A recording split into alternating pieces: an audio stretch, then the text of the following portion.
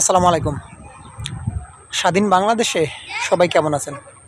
আশা রাখি ভালো আছেন। স্বাধীন আমরা হয়েছি ঠিক আছে, কিন্তু আমরা আর পরাধীন হতে চাই না। যাদের রক্তের বিনিময়ে আমাদের এই স্বাধীনতা, তাদেরকে কিন্তু ভুলে গেলে হবে না। আপনি স্বাধীনতা পেয়েছেন, আপনি ক্ষমতা পেয়েছেন, অত বড় বড় গাড়িতে হেলিকপ্টারে চড়ে ঘুরে বেড়াবেন, কিন্তু যাদের বিনিময়ে আপনি এই যে স্বাধীনতা পেলেন, কথা বলার অধিকার পেলেন, তাদেরকে কিন্তু ভুলে গেলে হবে না। প্রতিটি পদে পদে তাদেরকে মনে রাখতে হবে।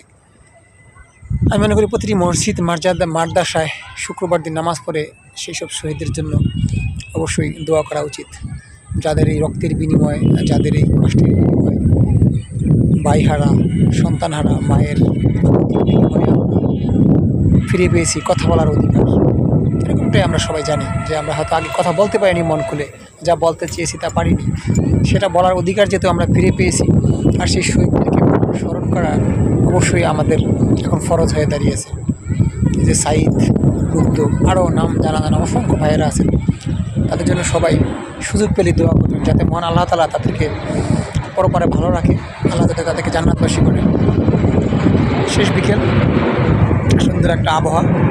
আশা করি সবাই ভালো থাকবেন।